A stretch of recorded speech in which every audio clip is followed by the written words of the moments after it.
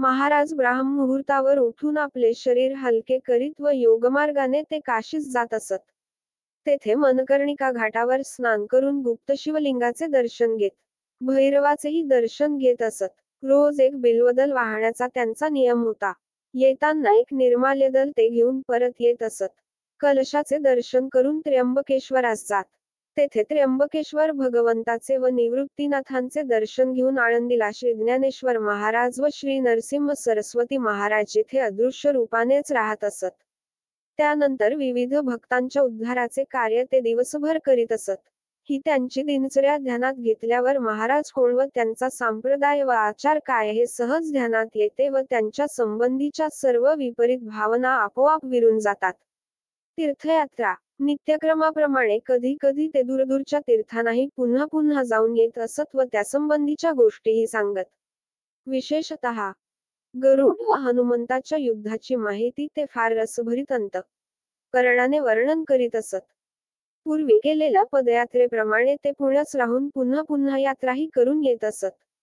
एक गंमतीदार प्रसंग 1857 च्या स्वातंत्र्य युद्धात एक प्रसंग असा आला की महाराज इंग्रज विभागाच्या सैनिकांच्या हाती सापडले. हा विचित्र मनुष्य पाहून त्यांना नैनिताल येथील दाट अरण्यात सोडण्यात आले. कारण त्यांच्यावर तलवारीचे घाव घातले. बंदुकीच्या गोळ्या मारल्या पण शरीरावर काहीच परिणाम होईना. तेव्हा निबिड अरण्यात सोडण्यावाचून दुसरा उपाय नाही म्हणून असे करण्यात आले. पण त्याच वेळी महाराजांना अश्वत्थाम्याचे दर्शन झाले व त्यांनी महाराजांना मार्गदर्शन केले. नेपाळ यात्रेच्या वेळी त्यांना हनुमंत व परशुराम यांचे दर्शन झाले. परशुरामांनी महाराजांना श्रीविद्येचा उपदेश केला आणि सिद्ध श्रीविद्यापासनेप्रमाणे ते ध्यानस्थ बसले असताना त्यांच्या मस्तकावर स्पष्ट गुरुपादुका दिसत असत व भक्तिमार्गाची दीक्षा त्यांना प्रत्यक्ष हनुमंतांनी दिली होती. त्यामुळे योगविद्या, श्रीविद्या व भक्तिविद्येचे ते सिद्ध आचार्य होते व त्यांचा प्रचार त्यांनी जन्मभर केला. त्यांचे योगी शिष्य हर्षिकेश येथे होते व श्रीजंगली महाराजांना आपले गुरु मानित असत. महाराजांच्या समाधीनंतर त्यातील काही योगी पुण्यास येऊन गेले होते. एकाच वेळी विविध ठिकाणी त्याच देहाने दर्शन देणे हा जो एक योगप्रकार आहे त्याचीही प्रचिती श्रीजंगली महाराज यांच्या संबंधी आलेली होती. कारण ते एका देहाने पुण्यास दिसत त्याचवेळी त्यांच्या कृष्णाकाठीही वास होत असे. श्री महाराज एकदा कृष्णाकाठी फिरत असताना कुरुगड्डीला गेले होते. येथे श्रीपाद वल्लभांची समाधी असून बेटासारखे होऊन कृष्णेचे दोन प्रवाह झाले आहेत.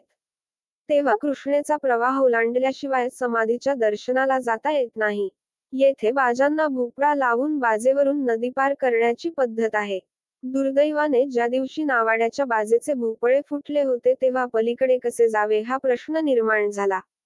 महाराजांनी नावाड्यांना बाज प्रवाहात टाकावयास सांगितले पण नावाडी तयार होईना.